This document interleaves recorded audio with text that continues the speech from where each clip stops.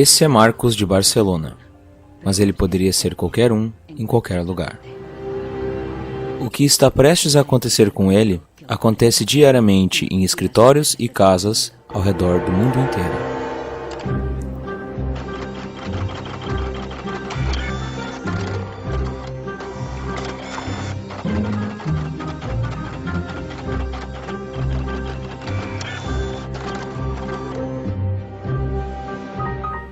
Uma parte dentro da impressora falhou e o fabricante manda ele para assistência técnica.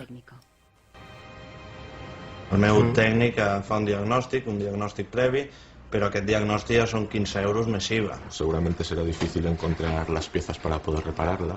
Realment, reparar-la no li surt molt a compte. Que reparar-la parlem d'uns 110, 120 euros. Tienes impresoras desde 39 euros. Jo t'aconsellaria que miressis impressores noves. Així que, sens dubte, jo em compraria una nova, Não é coincidência que os 3 técnicos mandaram Marcos comprar uma impressora nova. Se aceitar, Marcos vai se tornar outra vítima da obsolescência programada. O mecanismo secreto no coração da nossa sociedade consumista. Nosso propósito na vida parece centrado em consumir coisas com crédito, pegar empréstimos para pagar coisas que não precisamos. Nous vivons dans une société dominée par une économie de croissance dont la logique est non pas croître pour satisfaire les besoins, mais croître pour croître. Se o consumidor não compra, sabe, a economia não cresce. Planned obsolescence. The desire on the part of a consumer to own something a little newer, a little sooner than is necessary.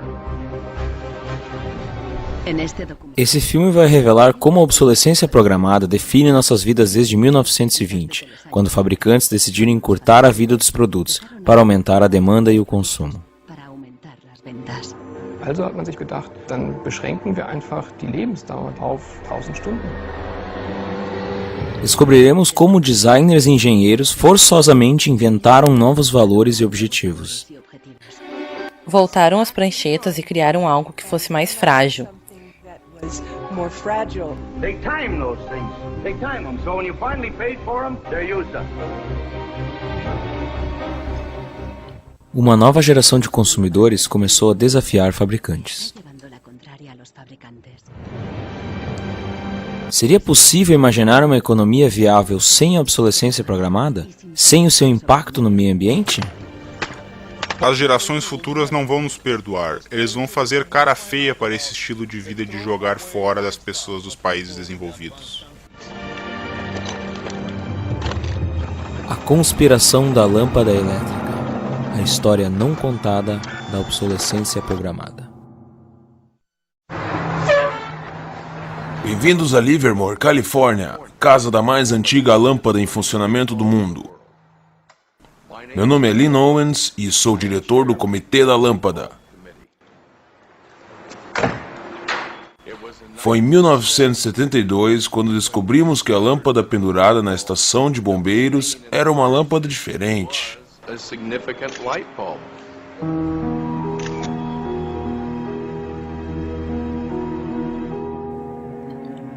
A lâmpada nos bombeiros de Livermore está iluminando continuamente desde 1901. Ironicamente, a lâmpada já durou mais que 2 webcams.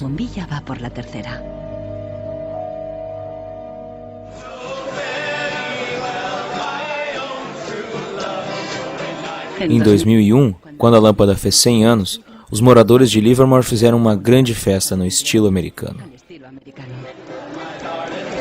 Se houvesse umas 200 pessoas, ficaríamos felizes. E acabamos com 800 a 900 pessoas comparecendo.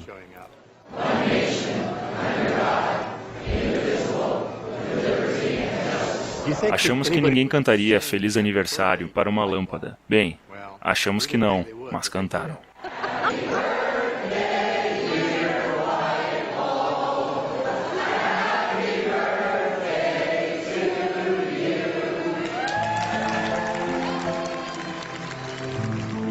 Esta lâmpada era produzida em uma cidade chamada Shelby, em Ohio, em 1895, e montado por moças, cuja foto temos aqui, e por estes cavalheiros, que investiram na empresa.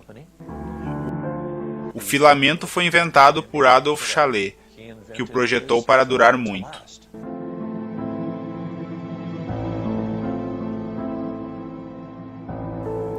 Como este filamento dura tanto, eu não sei. É um segredo dele, que morreu com ele. A fórmula de Chalet para um filamento de longa duração não é o único mistério na história da lâmpada elétrica. Um segredo muito maior é como uma pequena lâmpada foi a primeira vítima da obsolescência programada.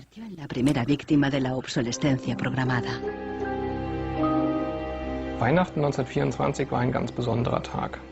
In einem Hinterzimmer in Genf trafen sich einige Herren in Nadelstreifenanzügen, um einem geheimen Plan nachzugehen.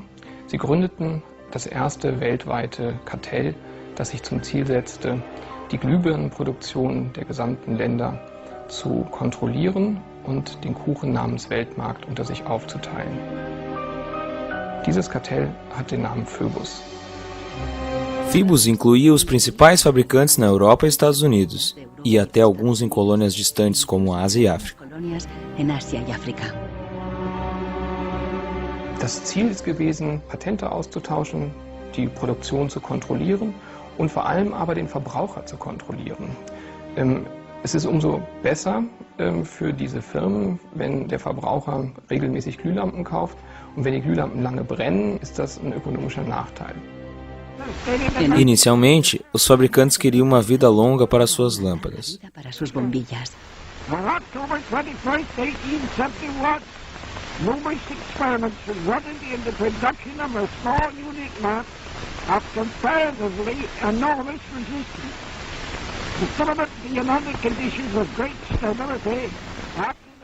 A primeira lâmpada comercial de Thomas Edison, à venda em 1881, durou 1.500 horas.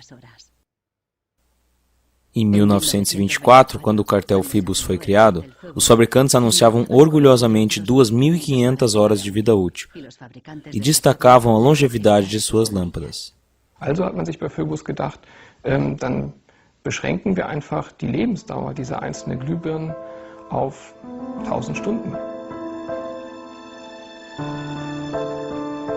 1925 wird ein entsprechendes Komitee gegründet, das 1000-Hour Life Committee, was sich zum Ziel setzt, auf technischer Basis die Lebensdauer der Glühlampen auf diese Brenndauer zu beschränken. Mais de 80 anos depois, Helmut Hugge, um historiador de Berlim, encontra provas das atividades do comitê escondidas nos documentos internos dos fundadores. Empresas como Philips na Holanda, Osram na Alemanha e Companhia da Lâmpada na França. Aqui temos um documento do cartel que diz: a vida média de lâmpada para uso geral não deve ser garantida, publicada ou oferecida por outro valor que não seja 1000 horas.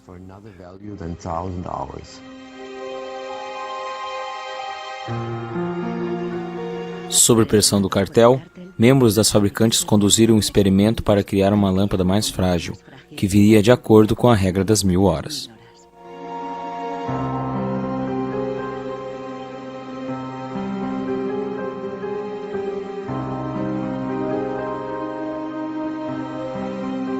Toda a produção era monitorada para que membros do cartel cumprissem. Eine Maßnahme bestand beispielsweise darin, einen Prüfstand zu errichten, in dem viele kleine Sockel zu finden sind, in die dann wiederum einzelne Exemplare aus verschiedenen Produktionsreihen eingeschraubt wurden, und Firmen wie Osram haben dann genauestens protokolliert, wie lange diese Lampen brannten.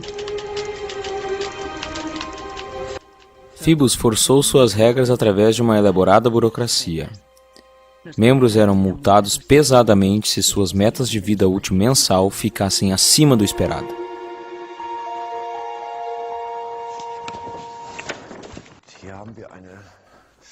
Aqui temos uma lista de multas de 1929. Era quantos francos suíços as empresas tinham que pagar, por exemplo, quando a vida da lâmpada fosse de 1500 horas. Zum Beispiel 1500 Stunden.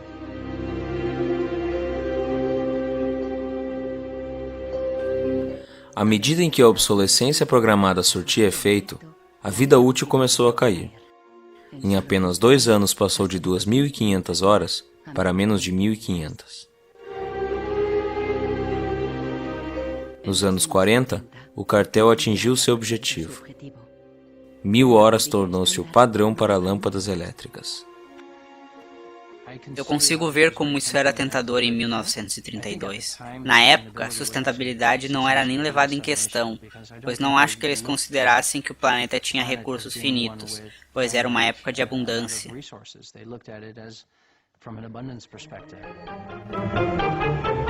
Ironicamente, a lâmpada sempre foi um símbolo de ideias e inovação, e acabou sendo o melhor e mais antigo exemplo de obsolescência programada.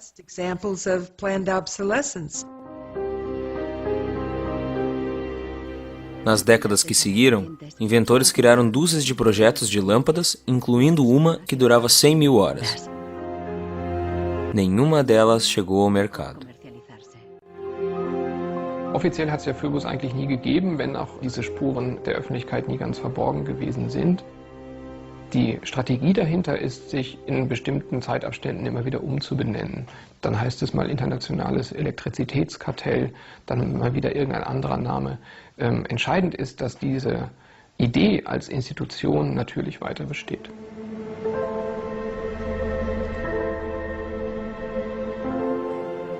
Em Barcelona, Marcos não seguiu os conselhos de trocar sua impressora. Ele está determinado a consertá-la e encontrou alguém na internet que descobriu o que realmente ocorria com sua impressora.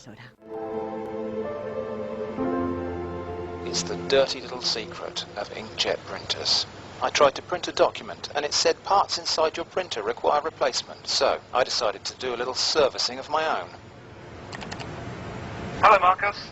I got your message. Marcos contatou o autor do vídeo. How are you? I looked into it, and it turns out that there's a thing in the bottom of the printer called a waste ink reservoir. And the way inkjet printers work is they constantly have to clean the print heads, and they do that by squirting ink through them down a hole in the bottom of the printer into this great big sponge. There's just a preset time when it's squirted a certain number of drops down there that then the printer decides it's full of ink and won't function anymore. The justification is they don't want us to put ink all over your desk. But I think the problem goes deeper than that. It's the way the technology works. It's just designed to fail.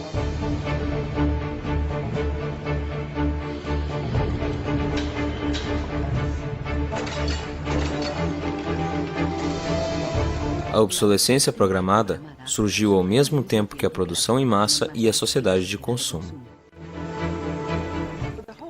O dilema dos produtos serem feitos para durarem menos é parte do padrão que começou com a Revolução Industrial, quando as novas máquinas produziram bens muito mais baratos, o que foi ótimo para os consumidores, mas não havia mercado para tantas máquinas e tanta produção.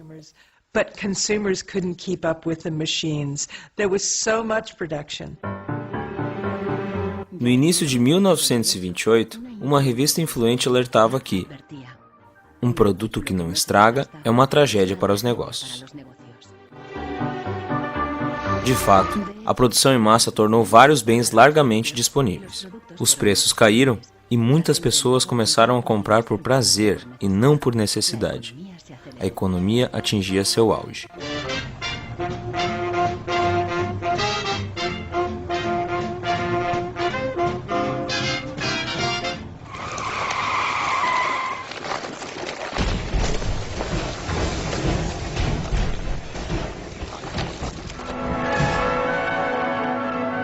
Em 1929, a sociedade de consumo emergente parou, quando Wall Street quebrou e jogou os Estados Unidos em uma profunda recessão. Unemployment reached staggering proportions. In 1933, 1/4 of our labor force was unemployed. As pessoas não mais procuravam por bens, mas por trabalho e comida. De Nova York, veio uma proposta radical para renovar a economia. Bernard London, um famoso corretor de imóveis, sugeriu terminar com a depressão fazendo a obsolescência programada compulsória por lei. Era a primeira vez que o conceito era colocado por escrito. Pela proposta de Bernard London, todos os produtos teriam uma vida útil pré-definida, ao final da qual seriam considerados legalmente mortos. Os consumidores os entregariam a uma agência governamental, onde seriam destruídos. Ele tentava chegar a um equilíbrio entre trabalho e o capital, onde sempre haveria um mercado para novos produtos, sempre haveria demanda para o trabalho e lucro para o capital. Bernard London acreditava que com a obsolescência compulsória, a indústria se manteria produzindo, as pessoas se manteriam consumindo e todos teriam empregos.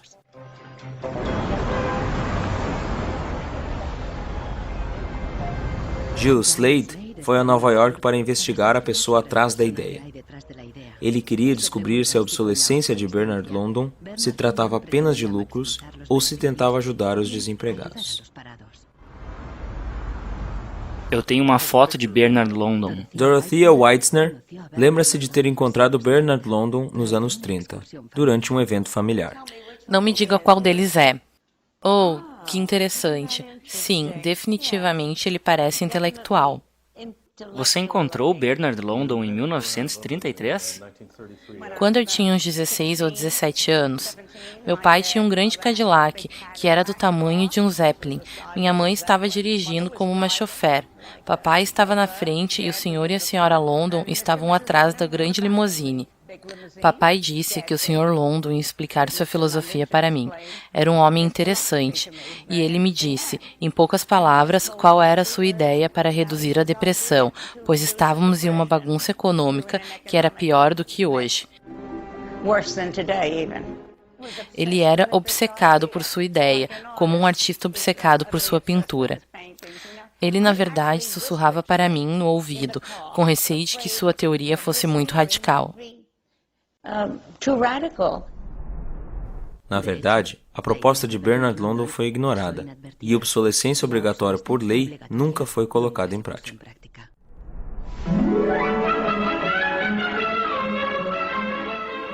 Vinte anos mais tarde, nos anos 50, a ideia ressurgiu, mas com uma mudança crucial.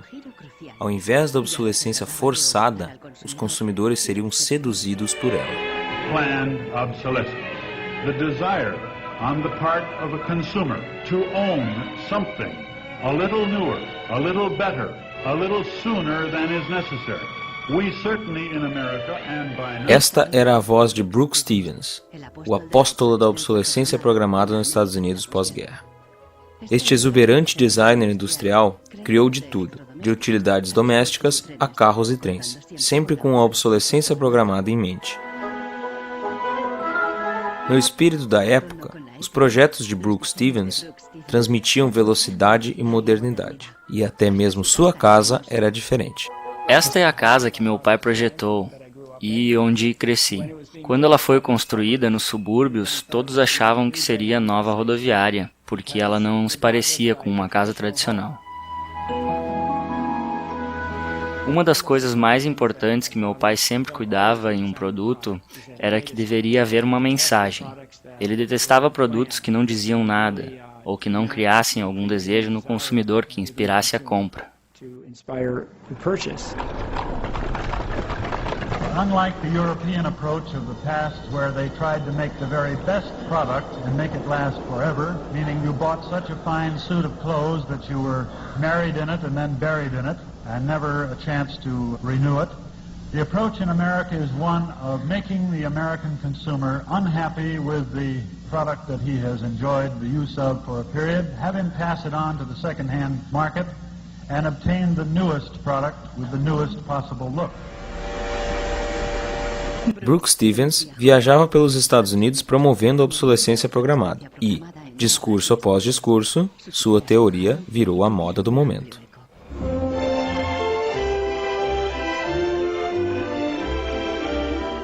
Women and men alike are increasingly interested in the look of things. They eagerly give their attention to what's new and beautiful and advanced. Design e marketing seduziram os consumidores a sempre desejarem os últimos modelos. Meu pai nunca desenhou um produto para intencionalmente falhar. ou tornar-se obsoleto por alguma razão funcional em um curto período de tempo.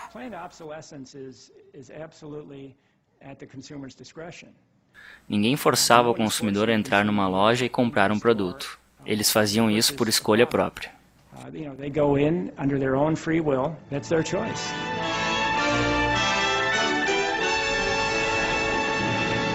Liberdade e felicidade através do consumo ilimitado. O modo de vida americano dos anos 50 tornou-se a base da sociedade de consumo que conhecemos hoje.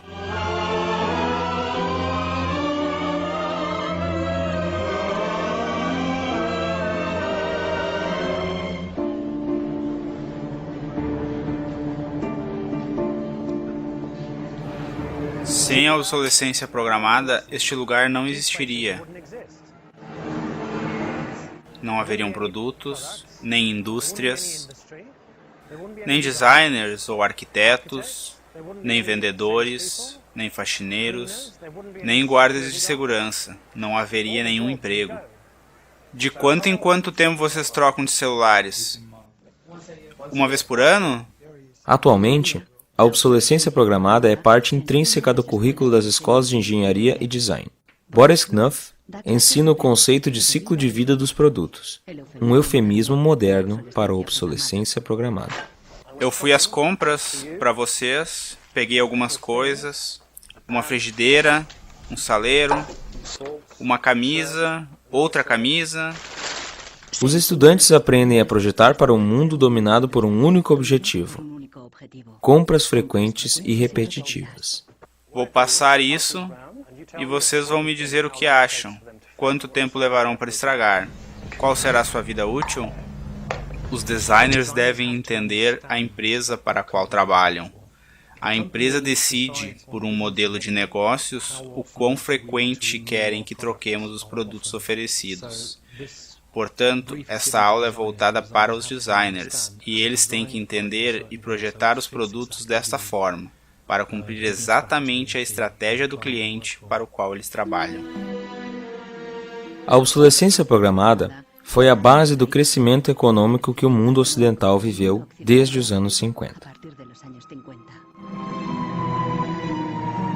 Desde então, crescimento tem sido o objetivo sagrado de nossa economia. Nous vivons dans une société de croissance dont la logique est non pas croître pour satisfaire les besoins, mais croître pour croître, croître à l'infini, faire croître sans limite la production et pour justifier cette croissance de la production, faire croître sans limite la consommation. Serge Latouche é um crítico da sociedade de consumo e escreveu bastante sobre os seus mecanismos. Au fond, il y a trois instruments fondamentaux qui sont la publicité, l'obsolescence programmée et le crédit.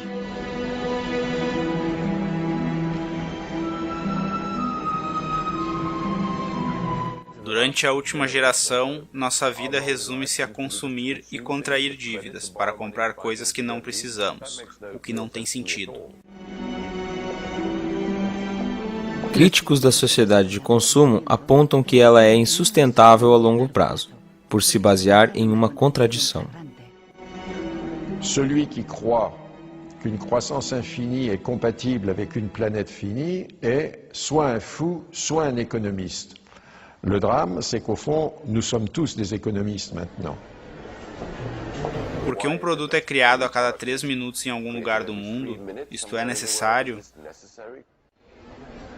Acho que muitas pessoas veem que as coisas precisam mudar, quando os políticos dizem que comprar ou consumir é a melhor forma de movimentar a economia. On peut dire qu'avec la société de croissance, on est embarqué dans un bolide qui désormais manifestement n'a plus de pilote, qui va à toute allure et dont on peut prévoir le destin qui est soit de se fracasser contre un mur, soit de sombrer dans un précipice.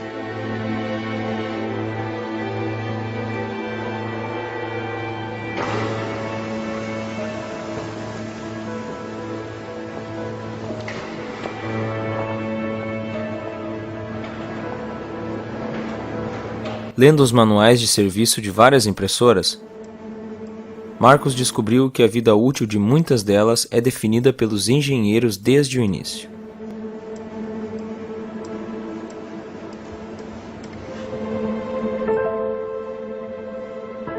Eles conseguem isso colocando um chip dentro da impressora.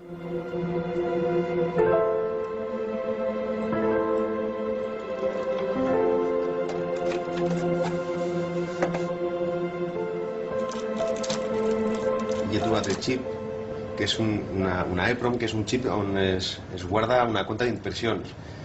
I quan s'arriba a una determinada compta és quan es bloqueja la impressora i deixa d'imprimir.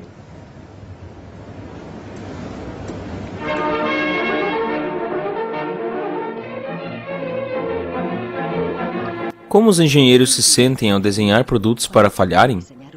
Esse dilema é abordado em um filme britânico de 1951, onde um jovem químico inventa um fio que dura para sempre. Ele acredita que um grande progresso foi atingido.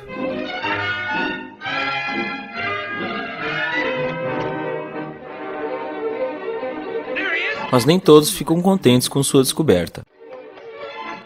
E logo ele se encontra ameaçado, não só pelos fabricantes, mas também pelos trabalhadores, temendo por seus empregos. Isso é realmente interessante e me lembra algo que realmente aconteceu na indústria têxtil. Em 1940, a gigante química DuPont anuncia a chegada de uma revolucionária fibra sintética, o nylon. As mulheres comemoraram as meias de longa duração. Mas a alegria teve vida curta. Meu pai trabalhou na DuPont antes e depois da guerra, na divisão nylon. Ele me contou a história sobre quando o nylon apareceu e eles tentaram usá-lo em meias. Pediram aos homens da sua divisão para levar as meias para casa para que suas esposas e namoradas testassem. Meu pai trouxe para minha mãe e ela ficou maravilhada com o produto porque ele era muito resistente.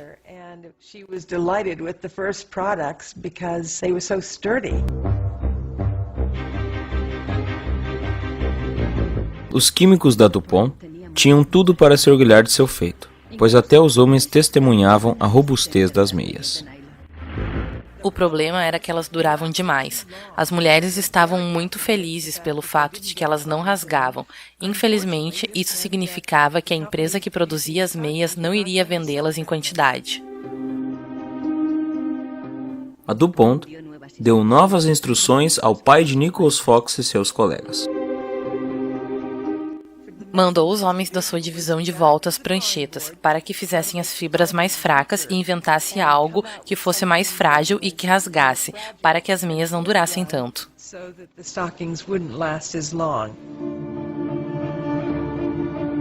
Os mesmos químicos que usaram seus talentos para criar um nylon durável, tiveram que se ajustar e fazê-lo mais frágil. Os fios indestrutíveis desapareceram das fábricas, assim como no filme. We need control of this discovery. Complete control. If you want twice the amount in that contract, we will pay it. $250,000. To suppress it. Yes. Como os químicos da DuPont se sentiram ao deliberadamente reduzir a vida de um produto? Deve ser frustrante para os engenheiros ter que usar seus talentos para fazer um produto inferior após trabalhar tanto para fazer um produto bom, mas de certa forma, visto de fora, esse é o trabalho deles. Fazer mais forte, fazer mais fraco, este era o trabalho deles. Make it strong, make it weak, that was their job.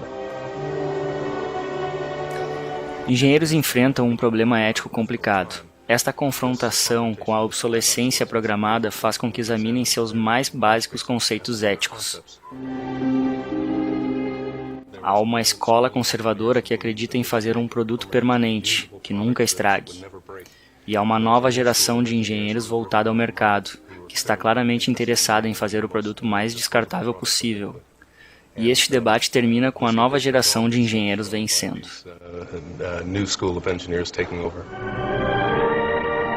A obsolescência programada não afeta apenas engenheiros. A frustração do consumidor comum é mostrada no clássico filme de Arthur Miller, A Morte de um Vendedor. Assim como Willy Lomax, tudo o que consumidores podem fazer é reclamar, impotentes. Once in my life, I'd like to own something outright before it's broken. I'm always in a race with the junkyard. Just finished paying for the car and it's on its last legs. The refrigerator consumes belts like a crazy maniac. They time those things. They time them, so when you finally paid for them, they're used up. Mal sabem os consumidores que, do outro lado da cortina de ferro, nos países do bloco oriental, havia toda uma economia sem obsolescência programada.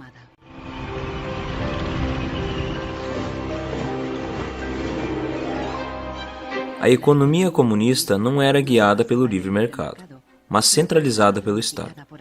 Era ineficiente e atormentada pela falta crônica de recursos. Num sistema assim, a obsolescência programada não fazia sentido.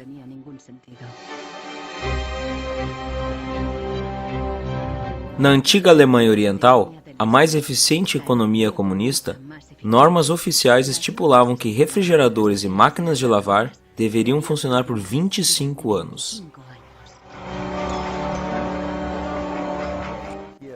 Esta geladeira eu comprei em 1985, na Alemanha Oriental. Tem 25 anos. A lâmpada tem a mesma idade, nunca foi trocada. Também tem 25 anos. Em 1981, uma fábrica de lâmpadas de Berlim Oriental lançou uma lâmpada de longa duração. Eles a levaram a uma feira internacional à procura de compradores do Ocidente. Quando a Alemanha Oriental, em 1981, apresentou esta lâmpada em uma feira em Hanover, nossos colegas do Oeste disseram: "Vocês vão nos deixar desempregados." E nós, engenheiros de Narva, respondemos: "Pelo contrário. Economizando recursos e não desperdiçando tungstênio, nós vamos manter os empregos de todos." Os compradores do Ocidente rejeitaram a lâmpada. Em 1989, o Muro de Berlim foi derrubado. A fábrica foi fechada e a lâmpada parou de ser produzida. Hoje, ela pode ser vista em exposições e museus.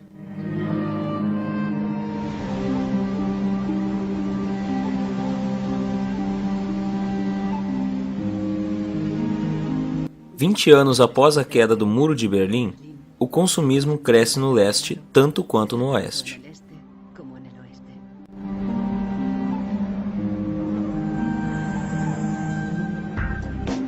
Mas há uma diferença. Na era da internet, os consumidores estão prontos para lutar contra a obsolescência programada. O primeiro movimento importante que fizemos foi o filme contra o iPod. Eu estava completamente quebrado após comprar um iPod por $500. E 8 ou 12 meses depois, a sua bateria morreu. Eu liguei para a Apple pedindo para trocarem a bateria e a política deles na época mandava os usuários comprarem um novo. Was to tell their customers to buy a new iPod. You might as well go get a new one. Apple doesn't offer. No. Apple doesn't offer a new battery for the iPod? No. Não era a bateria ter morrido que me irritava, porque no meu celular Nokia a bateria morre e eu compro uma nova. E mesmo em meu laptop Apple, quando a bateria morre, pode-se trocá-la. Mas no iPod, que era caro, quando a bateria morria, você tinha que trocá-lo inteiro. Então, meu irmão teve a ideia de fazer um filme sobre isso. Usamos um gabarito tipo stencil e spray e marcamos todos os anúncios de iPod que achamos na cidade. A bateria do iPod não pode ser trocada e dura só 18 meses. Nós colocamos o vídeo em nosso site ipodsdirtysecret.com. No primeiro mês, 6 semanas, estava em 5, 6 milhões de visualizações e o site foi a loucura. Uma advogada de São Francisco, Elizabeth Pritzker, soube do vídeo e, junto com seus associados, decidiu processar a Apple pela vida útil da bateria do iPod. Meio século após o caso das lâmpadas, a obsolescência programada seria julgada de novo. Quando começamos este litígio, 2 anos após o início do iPod, a Apple já havia vendido 3 milhões de iPods nos Estados Unidos. Muitos dos usuários dos 3 milhões de iPods estavam tendo problemas com as baterias e queriam processar. Um deles era Andrew Wesley. Nós selecionamos, entre os consumidores que nos ligaram, pessoas que fossem representativos em uma ação de classe.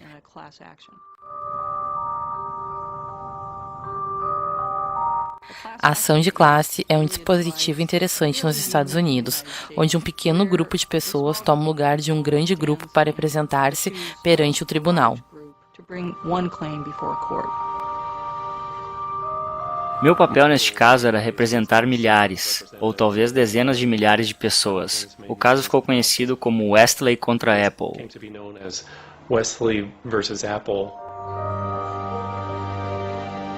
Quando meus amigos e família souberam deste grande processo, acharam que eu havia me tornado um radical.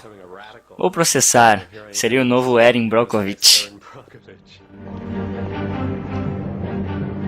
Em dezembro de 2003, Elizabeth Pritzker entrou com o caso na corte de São Mateus, a apenas algumas quadras da sede da Apple.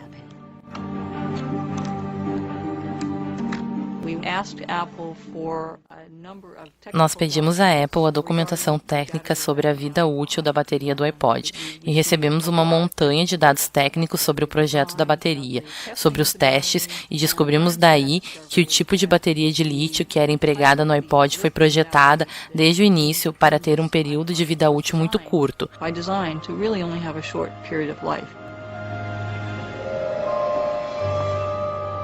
Eu realmente acredito que o projeto do iPod foi intencionalmente feito para ter uma obsolescência programada. Após alguns meses de tensão, as partes chegaram a um acordo. A Apple fez um recall nas baterias e estendeu a garantia para 2 anos. Aos reclamantes foi oferecida uma compensação.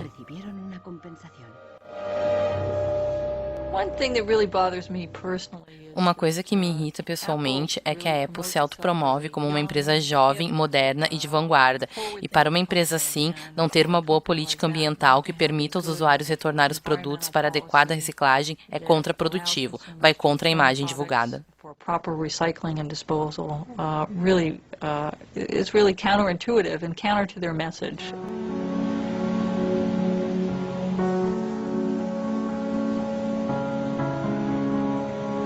A obsolescência programada produz um fluxo constante de lixo, que é enviado a países do terceiro mundo, como Gana, na África.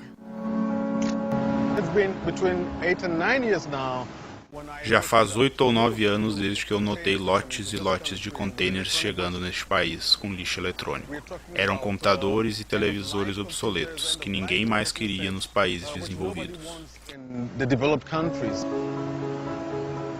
O envio de lixo eletrônico a países do terceiro mundo é proibido por leis internacionais, mas as empresas usam um truque simples. Elas declaram o lixo como produtos de segunda mão. Mais de 80% do lixo eletrônico que chega em Gana é totalmente sem conserto, e lotes inteiros de containers são abandonados em lixões por todo o país. Estamos em um lixão em Agogloshi e no passado tínhamos um lindo rio chamado Odal, que fazia vários meandros nessa área. Antigamente era um rio riquíssimo de peixes e havia uma escola não muito longe daqui, de onde as crianças vinham jogar futebol e brincar no rio. Os pescadores organizavam corridas de barcos, eu me lembro muito bem. Mas agora está tudo acabado, já era. E isso me deixa muito, muito triste e muito furioso. And it makes me angry.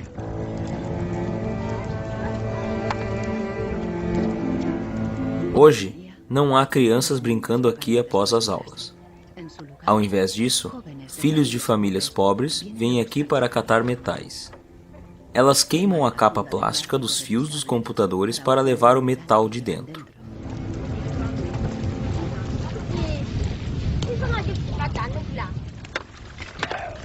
O que sobra é quebrado pelas crianças menores, que procuram por quaisquer resquícios de metal que tenham passado pelos mais velhos.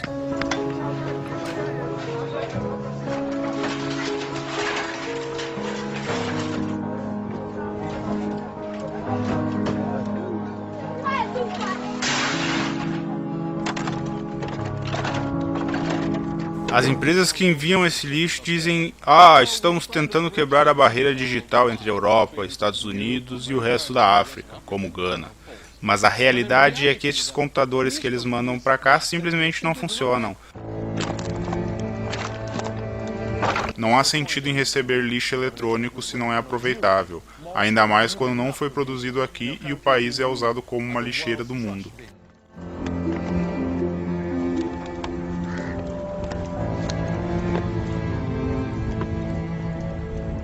O lixo que por tanto tempo foi escondido de nossas vistas está agora voltando à nossa vida, de uma forma inevitável.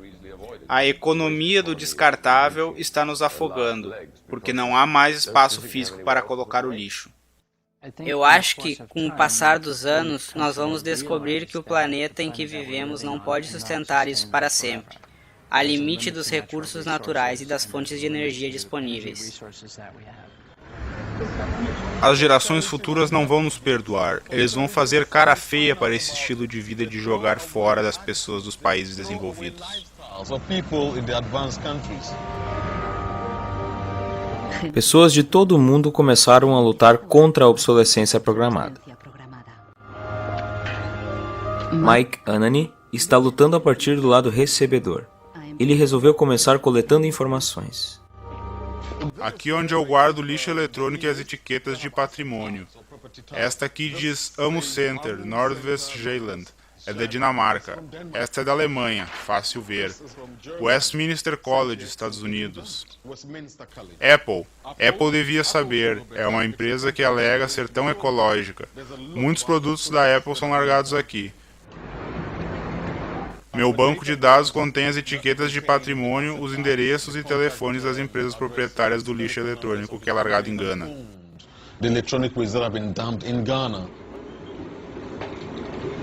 Mike pretende transformar essas informações em evidências para um processo.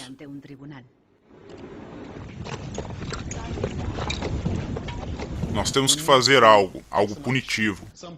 Nós temos que processar as pessoas para que parem de mandar lixo para Gana.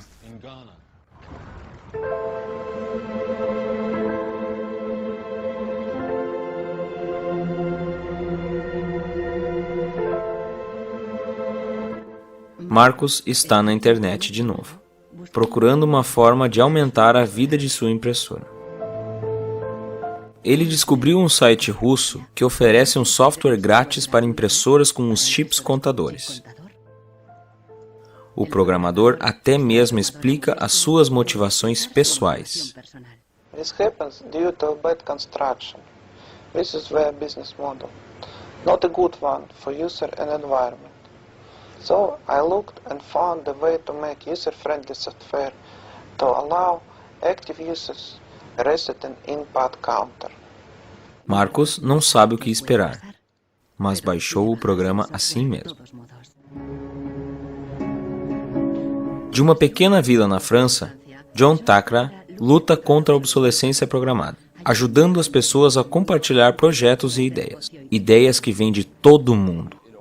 Em países pobres, as coisas são reparadas naturalmente. A noção de jogar algo fora só porque não funciona mais é vista como algo desprezível e impensável pelas pessoas.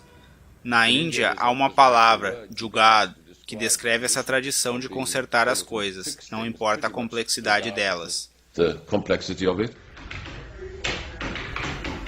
Eu tento encontrar pessoas que estejam fazendo algo real no mundo, ao invés de apenas falarem ou fazerem declarações abstratas sobre quão ruins as coisas estão e que devem mudar.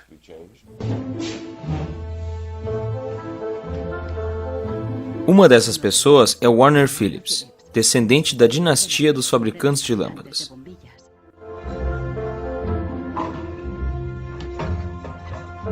Eu me lembro do meu avô me levando a uma das fábricas da Philips, em Eindhoven, me mostrando como as lâmpadas eram fabricadas. Era muito legal.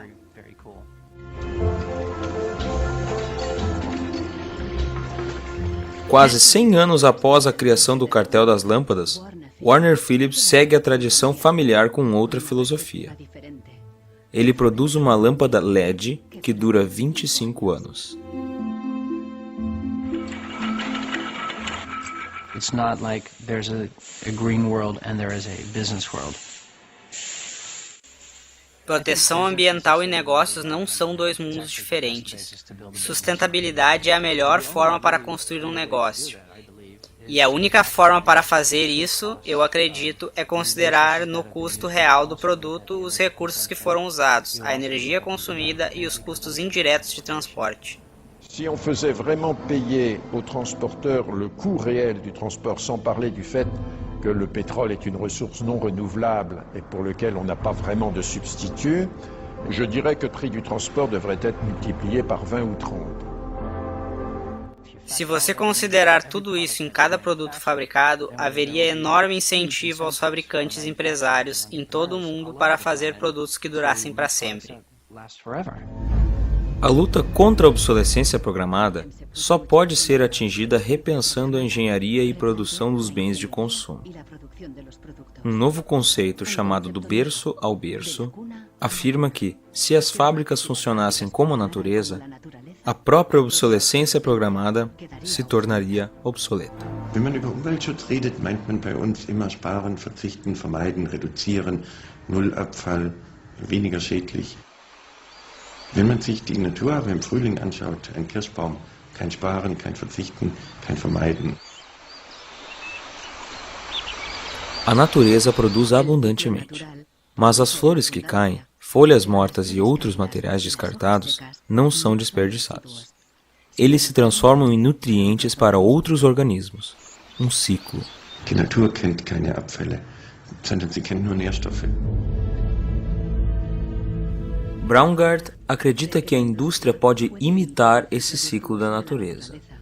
Ele provou que isto é possível ao reprojetar o processo de produção de uma empresa têxtil suíça. Wenn man zum Beispiel so einen Stoff hat dazu, ein Sofa damit bezieht oder ein Stuhl, dann sind die Zuschnitte, was man abschneidet, so giftig, dass es als Sondermüll entsorgt werden muss. Braungart descobriu que centenas de produtos altamente tóxicos eram rotineiramente usados na fábrica. Para a produção de novos tecidos, Braungart e sua equipe as reduziu a 36 substâncias biodegradáveis. Wir suchen jetzt alle Zutaten raus, dass man sie auch essen könnte. Das heißt, Sie können die klein schneiden und in Müsli packen, wenn Sie wollen. Wenn man eine Müllgesellschaft hat, ist jedes kurzlebige Produkt natürlich ein Müllproblem. Wenn es aber eine Gesellschaft ist, die Nährstoffe macht, ist jedes kurzlebige Produkt wieder eine Chance, etwas Neues zu machen. Para os mais radicais críticos da obsolescência programada, reformar a produção não é suficiente. Eles querem que repensemos todo o sistema econômico e nossos valores. C'est une vraie révolution. C'est d'abord une révolution culturelle, parce que c'est un changement de paradigme, c'est un changement de mentalité. Essa revolução é chamada de crescimento. Serge Latouche viaja de conferências a conferências, explicando como chegar a isto na sociedade como um todo.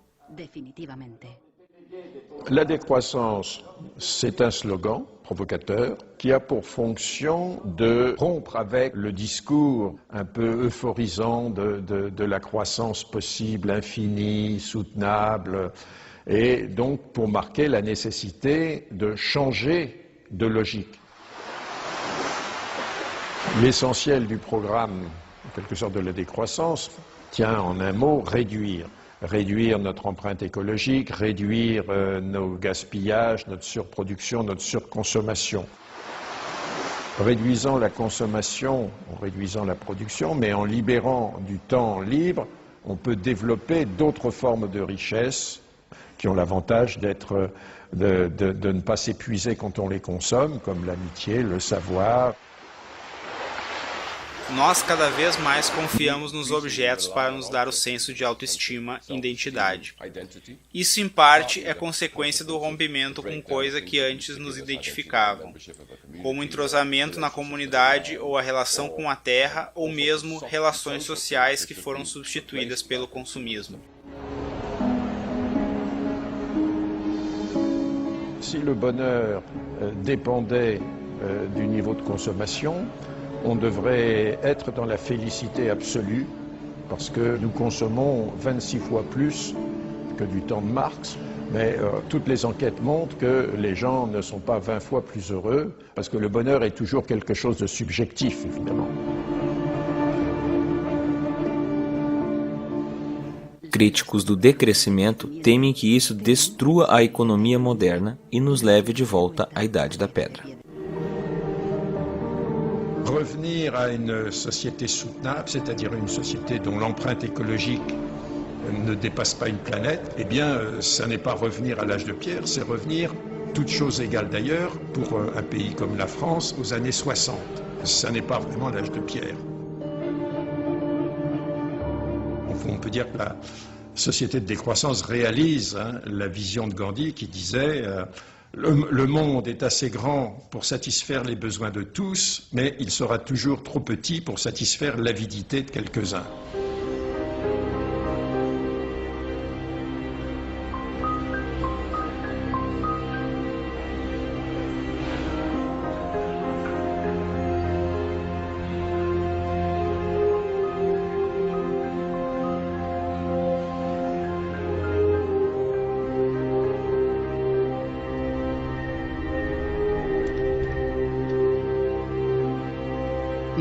Marcos está instalando o software russo em seu computador.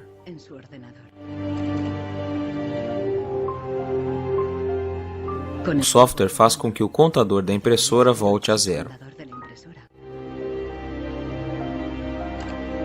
E a impressora imediatamente desbloqueia.